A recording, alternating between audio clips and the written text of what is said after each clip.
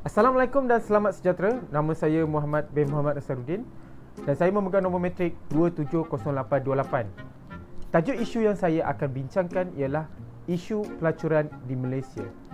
Jom saksikan.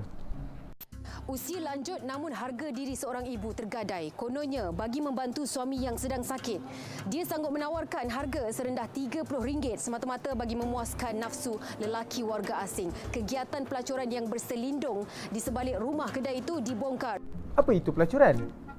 Pelacuran ialah penjualan khidmat seksual untuk mendapatkan sesuatu keuntungan demi kepentingan tertentu. Pelacuran juga merujuk kepada lelaki dan wanita yang melakukan hubungan seksual untuk mendapatkan wang dengan cara yang mudah. Di sini terdapat beberapa faktor yang menyebabkan pelacuran ini berlaku.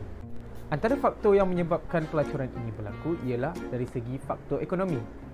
Dengan keadaan ekonomi yang tidak menentu menyebabkan pengangguran, kemiskinan, hutang, peningkatan kos hidup, peluang pekerjaan yang tidak seimbang, menyebabkan seseorang itu sanggup melakukan apa sahaja untuk meneruskan kehidupan. Di sini terdapat beberapa jenis pelacur. Jenis pelacur yang pertama ialah pelacur pasar.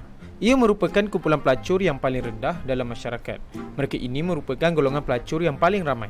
Pelacur-pelacur ini menjalankan perniagaan di lorong-lorong gelap dan di bangsal-bangsal yang terdapat di kawasan tertentu di sesuatu bandar. Pelacur seterusnya ialah pelacur jalanan. Lazimnya mereka merayau-rayau mencari pelanggan. Apabila berjumpa dengan pelanggan, tawar-menawar dilakukan di tempat itu juga. Apabila harga dipersetujui, pelacur dan pelanggan akan menuju ke mana-mana hotel yang menawarkan harga murah yang terdekat untuk acara seterusnya. Pelacur yang ketiga ialah pelacur bermajikan. Jenis ini dikenali sebagai pelacur panggilan atau call girls. Mereka mempunyai seorang penganjur yang berpejabat di sebuah rumah atau flat yang kelihatan seperti rumah biasa dan hanya diketahui oleh orang-orang tertentu sahaja. Pelacur yang seterusnya ialah pelacur tukang urut, pelayan bar dan juga kelab malam.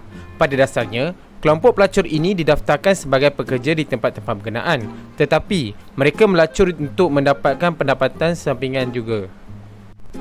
Pelacur keempat ialah pelacur bebas. Lazimnya mereka merupakan jenis pelacur elit. Mereka ini terdiri daripada para artis, gadis-gadis pejabat, peragawati dan lain-lain. Mereka mencari pelanggan di coffee house, bar dan juga restoran-restoran eksklusif di hotel-hotel. Pelacur kelima ialah pelacur kehormat. Mereka ini terdiri daripada gadis-gadis yang disewa oleh firma-firma dan pejabat-pejabat perniagaan untuk menemani dan melayani tetamu khas. Pelacur yang seterusnya ialah pelacur paksa.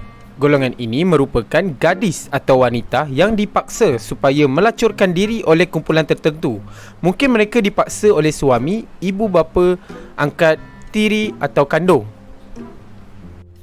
Dari statistik Polis Kuala Lumpur melalui sumber akhbar utusan Malaysia, mendapati wanita Melayu merupakan kaum yang paling ramai terlibat dalam pelacuran iaitu dengan 60%, diikuti dengan kaum Cina sebanyak 30%, lain-lain kaum 8% dan kaum India dengan peratusan yang paling rendah iaitu 2%. Kebanyakan kegiatan pelacuran yang kian bertebaran di Malaysia adalah disebabkan oleh kedatangan rakyat asing dan pelancong asing yang menyalahgunakan visa pelancongan mereka.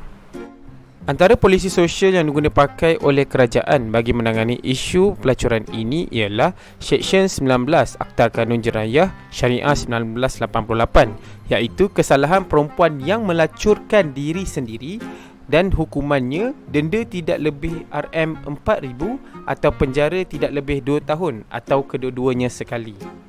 Polisi yang seterusnya ialah Seksyen 18 1/2 Akta Kanun Jenayah Syariah, iaitu kesalahan melacur isteri atau anak dan hukuman yang disabitkan denda tidak melebihi RM3,000 atau penjara tidak lebih 2 tahun atau kedua-duanya sekali.